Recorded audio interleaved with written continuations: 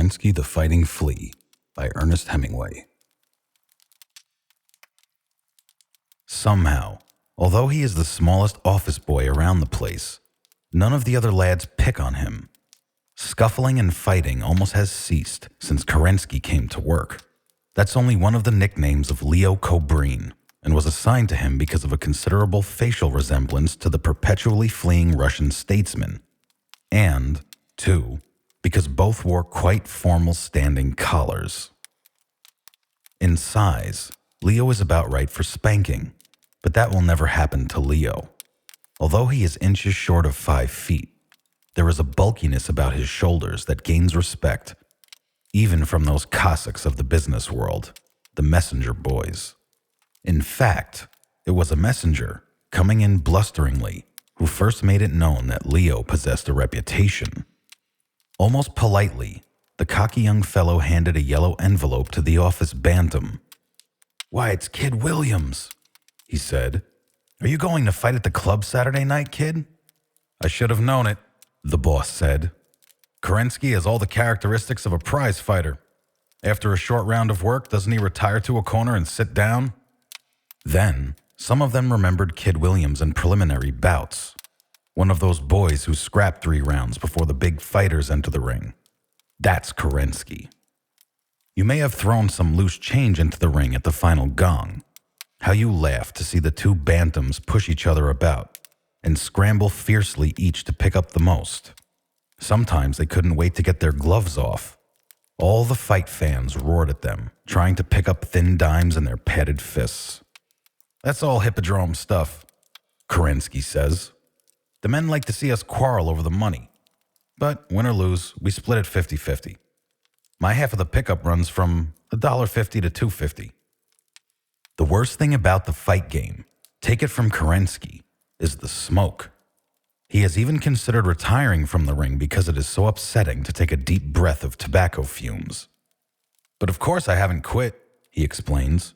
"Right now, if I knew some of the clubs downtown had a smoker on and they offered me $2, of course I'd get in and fight."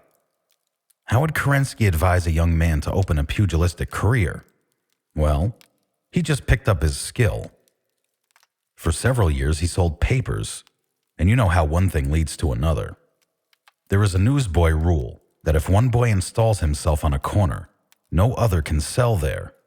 A full-grown man used to cry the headlines on a certain Grand Avenue crossing. Poachers bothered him. "It wouldn't look right for a big fellow to hit a little kid," says Kerensky. "So he let me sell there too, and sicked me on all the strange boys. I always ran them away. He liked me and called me Kid Williams, after the bantamweight champion." Kerensky's last street fight was to a big gate. A newsboy of larger growth was the victim. They clinched and fell to the sidewalk. A crowd gathered, but the crossing patrolman turned his back till the battle was over. Then he came over and said, "Leo, I guess you'll have to cut this out." After that, when Leo wanted to fight, somebody had to hire a hall. He began going into the gymnasiums to sell papers. There he watched the big men train for their convention hall bouts. Sometimes, the proprietors would let him come in and work out beside Thorpe or Chavez for nothing. It cost the ordinary citizen a dime, Leo says, to get in and work at the pulleys and weights at times like these. His opportunity came to go on in a newsboy bout at a smoker and cutler's gymnasium. The kid glows yet at the mention of that bout. "It was the best fight of my career," he says. "I went in mad and gave the fans their money's worth. But I was awful green and was almost knocked out in the last round. Now I know how to study 'em, and I don't have to work as hard." After hard days in old Russia, the life is full of joy for Leo, and who can say that he is not making the most of his opportunities? When he talks of the past, it is of a program. That Christmas season, the workmen in a sugar refinery near Kiev made a cross of ice and set it up on the frozen river. It fell over, and they blamed the Jews.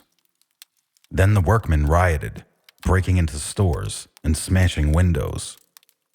Leo and his family hid on the roof for 3 days, and his sister fell ill of pneumonia.